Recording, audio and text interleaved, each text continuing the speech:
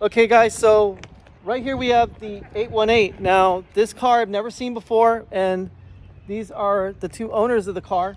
He built it and she makes it look even better than it's ever looked in its whole life. But it's got a gorgeous orange color, and it's kind of a mix between a Lotus and extremely exotic Italian car. Like, it looks like something that Giugiaro or Ital Design would build, but without a doubt it's very sparse in the inside. Now you can tell she's a real car enthusiast because she doesn't mind it.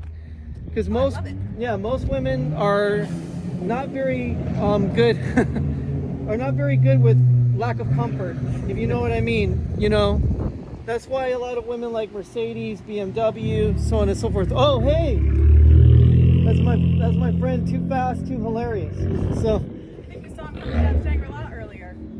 So yeah, I love the way that it has this Porsche style canvas top. Yeah, and the actual 718 Spider, the GT4, has this particular top as well.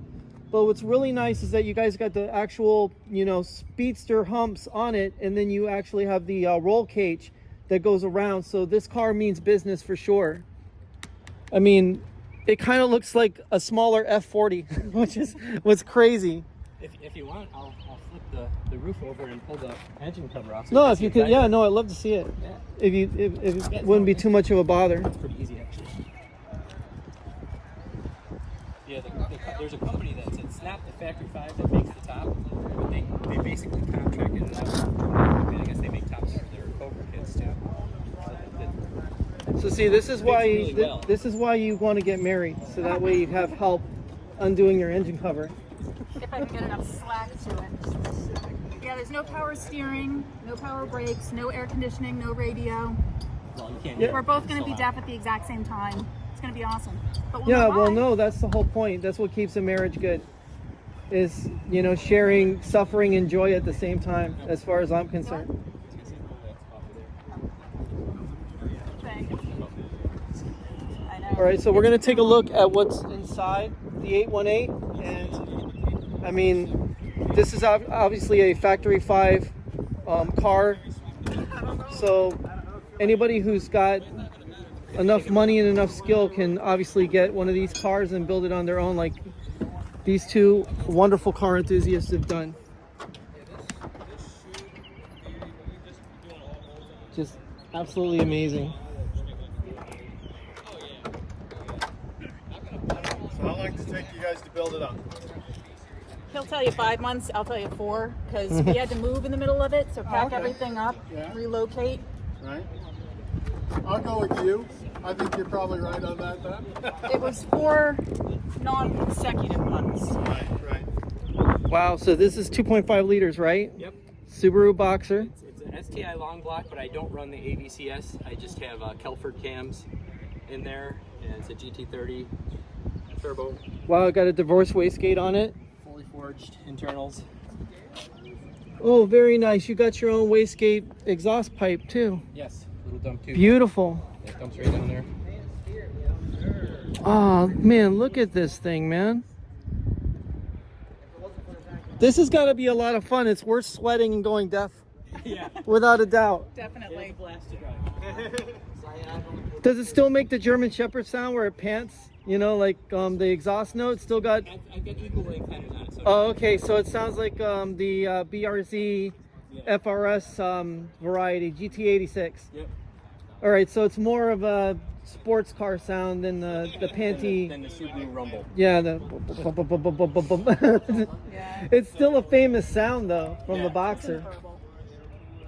But you know what's funny is that this actual engine, it shares a lot of history with Porsche and everything else like that. Yeah. So the thing is that when normal people actually look at this and they understand it, you can pretty much understand the flat 6 on a Porsche and stuff like that. So it's, you know, it's pretty nice to cut your teeth on the Subaru, and then if you decide to go into the, you know, Porsche community, you're kind of like already acclimated into how to take care of and maintenance and fix these things.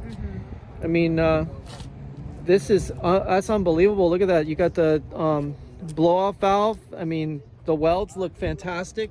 got it anodized red. Got the vacuum lines. Oh, this is it's bar none amazing. Look at the intercooler. Woo! Is this air to air or is air to water? Oh, so he's got an actual air to water one instead of the air to air. The air to water is so much better than the air to air too. Yeah, if you pull off the front, there's like another radiator that sits up there. It gets plumbed down on the sides here.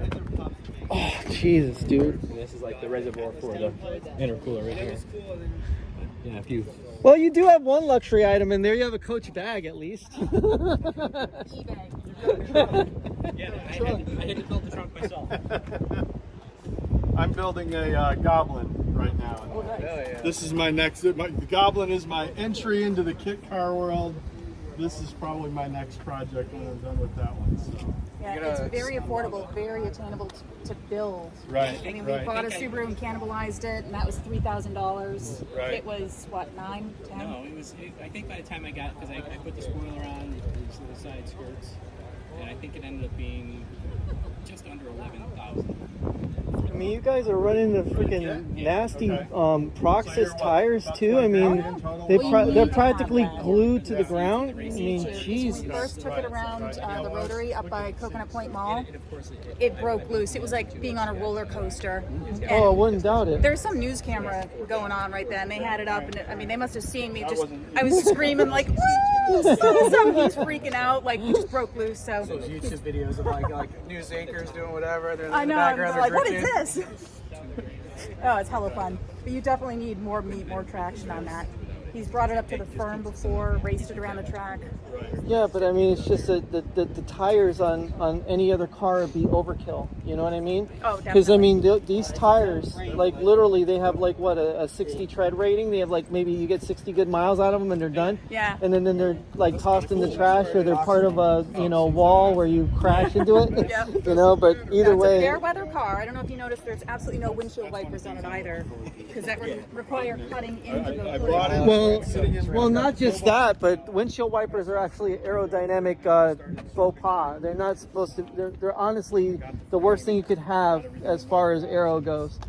You know, so anything to make the car slicker and actually make it go through the air a whole lot better than because I mean, obviously with speed, it's lightness, it's aero, it's drag coefficient, it's a whole bunch of nerdy terms, but at the end of the day, the car still has to look beautiful. Unlike the Apollo, the Gumpert Apollo, the first one, that was it looked like it could drive upside down, but it was like kind of a monstrosity looking thing. But then the second Gumpert Apollo, I mean, it's pretty insane looking, but it kind of looks like something from that movie, oh God, I forgot what the movie's called, but Starship Troopers. Oh, I think we just watched that last night. Yeah, That's it's ironic. called the Apollo Evolution, something like that. Evolutional IE, something like that. I'm not good at Italian, but regardless, at the end of the day, the aero serves a purpose. How clean the car is and how it cuts through the air, and obviously aesthetically it serves a purpose. Yeah. She's gorgeous. It's definitely been well loved. There's a few dings here and there, but it's meant to be driven. Yeah, no, and that's the whole point, is that you do drive it, you do enjoy it. He built it, you built it with him. You drive it. I mean, he saved the riveting for me because he had, I think it was Tuesdays and Thursdays off, different days off than I did, and I would just be like, this is going together so fast, you got to save something for me, and he'd be like, I saved all the riveting. So I'd be under there at the end of the day sitting there like yeah, no, with my car, my girlfriend sources the parts for me, pretty much orders the stuff, and then what I do is I modify it, paint it, do the airbrush work. Like, we're the only Abarth in the community with the actual Scorpion cut out in the hood. nice. So that actually helps eliminate the heat. It looks cool because you can see the heat vapors coming from the Very cool. actual car. And the thing is that the car's packaging is like really horrible. So basically you couldn't even drop a peanut in there and have it hit the ground because it's so tight in there. And I can empathize because my Subaru, that engine bay is packed. We're always scraping knuckles in there. yeah, no, I wouldn't No doubt it. wasted space. But I mean, the thing is that with most women, they're pretty, but they don't have the bruises and the dirty fingernails to prove that they've done work on the car, and you got them. They're all busted. Yeah, so I mean, it just goes to show that, you know, it's not just some Instagram post with a girl who's fit and putting a power drill to the wheel, putting the wrong tool to the wheel. There's actual Impact wrench. yeah, Impact beautiful wrench. women that actually know what they're doing with a There's a dude car. at my gym who was like, "Could you help me with my rotors?" And Tom's like, "You should do it all by yourself for him." I was like, "Oh, I don't want to shame him." Yeah, no, you might be shaming a lot of guys, but I mean, right here, I mean, the two-piece rotors, which is one of the best parts of this car. I mean, this with the Willwood setup, I mean, you have a really lightweight assembly right there that helps with the unsprung weight on the car. You know, obviously helps with the handling if you have your all four corners as light as possible, the monoblock wheels. I mean, that's just fantastic, you know, the way the parts are being put together. And I mean, Factory 5 is a great company to, you know, get a kit car from. Yeah, at a reasonable price, and it's the name comes from weighing 818 kilograms, which is just about 2,000 pounds. And Pretty much like the Mouseball Train MT900, you know, which that's what MT means, Mouseball Train 900, which means 900 kilograms, and that's powered by the LS7 V8 from a Corvette. And the thing is that I have a Corvette myself. I have a C6 with a 6L80E 6-speed paddle, and me and my girlfriend are currently building that for the track. Nice. But I don't think we're gonna out tango this, because this thing's just got the right proportions. I mean, it kind of like reminds me of a F355, but just slightly smaller. And plus, with the Boxer engine, you have a lower center of gravity. So I mean, right there, you know, it's being mid-rear and having rear-wheel drive, it's a lot great of fun. package. It Yeah. really is. But yeah, no, I mean, I thought this was going to be a great event. It turned out to be even a better event than before, especially since that red car over there, that red car, and just to kind of give you an idea of what these little cars make. They make 160 horsepower from the factory and 170 foot-pounds of torque. That thing right there made 326 foot-pounds of torque, and it made 266 horsepower. Wow. Yeah, and that's I'm good, what. thank you. Yeah, that's with the factory multi-air. So, I mean, that's pretty amazing. Unfortunately, had a little snafu because he only had 100 miles on it, and there was too much blow-by, and his oil separator got filled to the top and blew oil out. So, yeah, it needs to put more miles on it. You know, needs to do a couple little tweaks, but it's probably one of the cleanest Abarths out there. You know, as far as like a race car and a show car. I'll have to go check it out. Without a doubt. And thank you for your time. I mean, thank you for being on the video. I really appreciate it. No problem, take care. All right, guys, we're going to get back to seeing more dyno pools. And then from there, we're going to see what else we've got going on.